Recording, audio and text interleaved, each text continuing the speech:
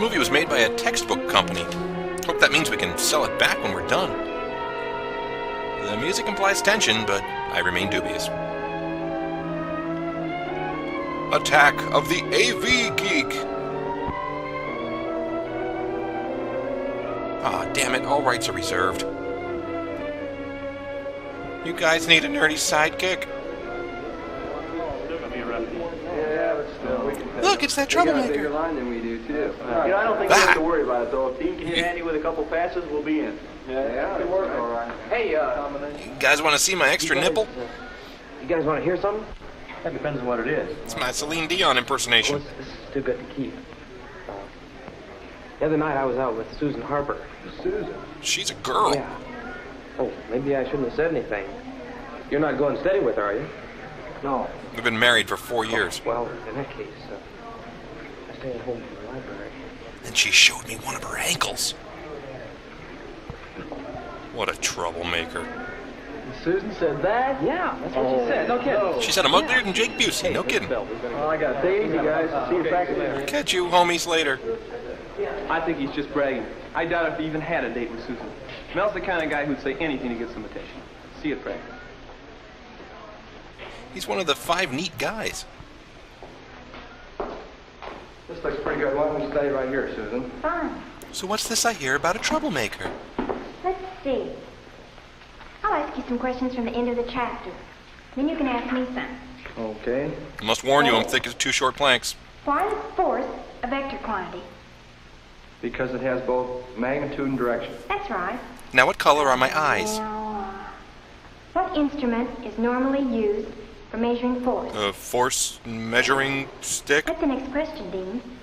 What instrument is normally used for measuring force? I think I can best answer that with a poem by Cesar Vallejo. Susan, did you go out with Mel Stone? I'm a girl. Why, no. Why? Because your clothes smell like his ear medicine. He gave me a ride home from the library the other night. Is that a metaphor? That's all. I don't like him very much. He makes trouble. He kept telling me about all the girls he'd been out with. Here, I think you better ask me the questions for a while. She's Ileana Douglasy. What the? This is the Book of Maccabee. Let's see. Sound it out, big guy. Well, here's one. Why don't you give me Newton's first law? Oh, I hope I can remember that. Do you smell Clearasil and dandruff shampoo? Page 80. You know you're boning up on the wrong thing, don't you? Please don't say boning. The test covers pages 70 to 80. That's what Miss Adams told us. Yeah, I know. That's what you told everybody. But she's high. But I took the test second hour this morning. I can tell you what the questions really are. I suppose the honor system applies to everybody but you and me. Now you're getting it. Okay, I was just trying to do a friend a favor. Excuse me, I see Marilyn, and I want to give her back the pen I borrowed. Bye, Dean. Bye, Susan. Smooth move, douche hammer. Boy, she sure is a nice-looking girl. If you squint. She's nice, period. Oh, like suddenly I'm the creepy troublemaker with oily skin. Hey, Dean. Your girlfriend wants me. How's football practice coming? We keep at it. You need any more I was cheerleaders? watching scrimmage the other day. You look real good. You know that long pass you threw? How long was that? 35 yards? I don't know. Might have been. Look, I'm not gay, okay? Yeah, it might have been if Andy caught us. You know, I'm crazy about football. I always have been. I used to play it all the time when I was little. Only thing, I stayed little. What a maroon. But, you know, I never got over liking it. I'll bet I know those plays as well as you guys do. I mean, I watch them that close. I mean, I love you. I mean, It's very interesting. Yeah, that's how come I can spot it when somebody's not doing his job. Like Andy not catching that pass. President Eisenhower failing to engage Joe McCarthy. I wonder if the coach knows Andy's breaking training. What you say? Yeah, I thought you'd be interested. I thought you'd like to know where the foul-up is, because you can't win that game with East High by yourself, and Andy's letting you down. Listen, Mel. He touched me. You start spreading guff like that around, and I'll personally shut you up. It's not guff. It's hooey. It's true. The other night at 10:30, I saw him walking down Jefferson Street, and he's supposed to be in bed at 10. That proves he's an alien. Yeah, as a matter of fact, that was the night I took Susan home from the library. Ask her if you don't believe me. How I was coming back from taking her home when I saw it. Well, how could she verify it? I think somebody ought to tell the coach, don't you? He touched me again. I told you, if you start spreading anything against Andy... Well, why should I tell the coach anything? It's your team. Oh, forget it. Take a hike, scrawny. Okay, suit yourself. I still think you ought to tell him. I see politics in this kid's future. In a moment, the results of that trial. Leatherheads, the football comedy that has neither football nor comedy. On my mark, Pekin High School. And peek.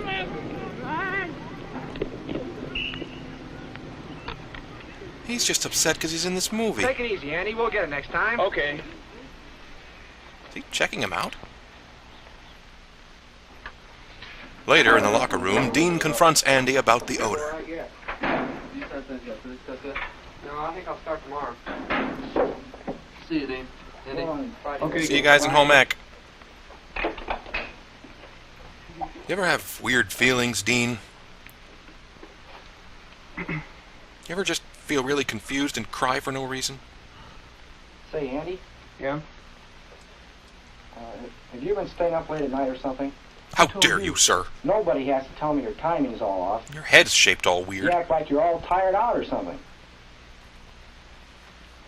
I get plenty of sleep. During third hour bio. Gotta go. Bye. Every time I try to connect with him, he shuts me out.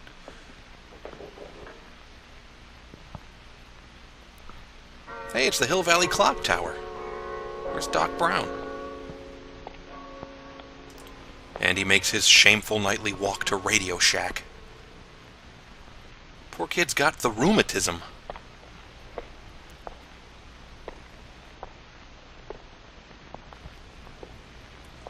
You know, if this is this town's idea of trouble, they're doing pretty good. Andy? I wasn't going to meet Susan behind the library. Look, Dean, I wasn't actually lying to you. I've got to do this. Believe me, I've got to. I don't get it.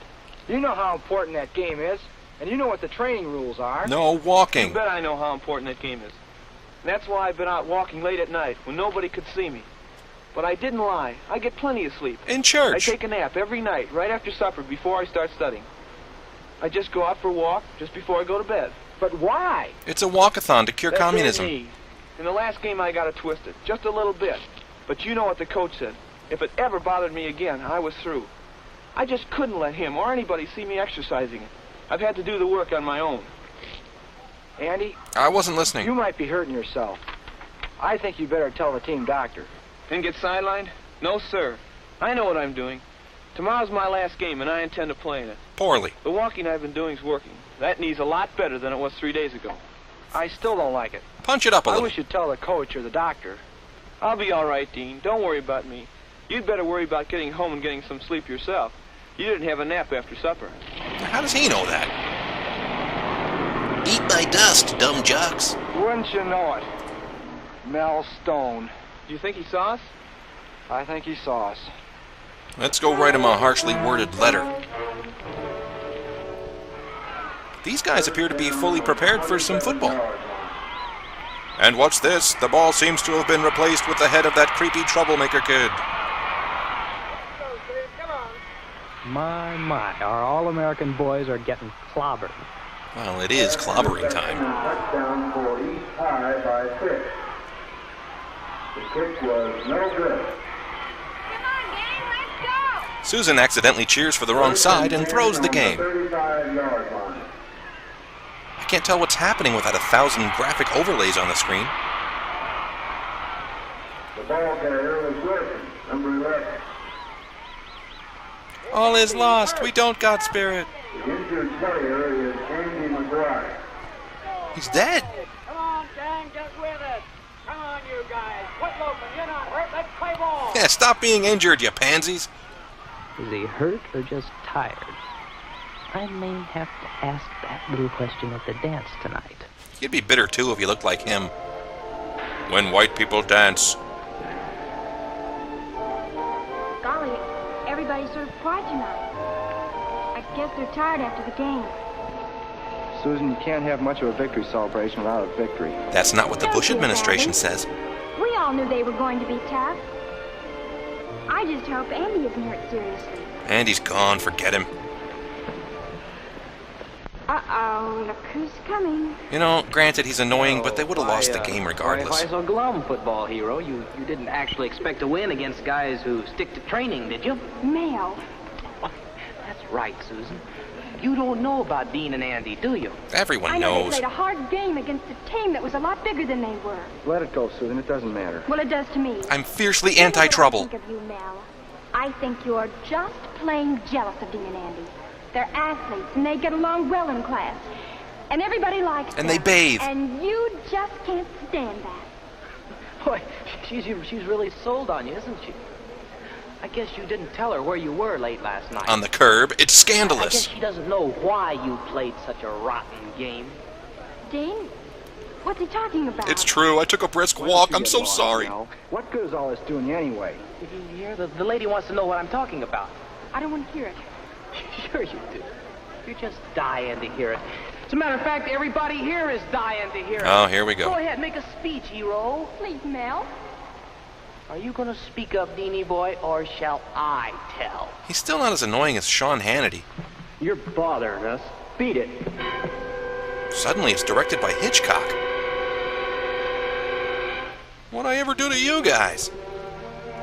In almost every group you find him, the troublemaker, who hurts himself and the others around him. Oh, like Tom Sizemore. What makes a person like Mel act the way he does? And glisten the way he does. Ugh. Is the group ever at fault? Of course not. How would you cope with someone like Mel in your group? Could you help him? Is it worth it? What do you think? McGraw-Hill and Young American Films are offering a cash reward for the capture of Mel Stone, dead or alive.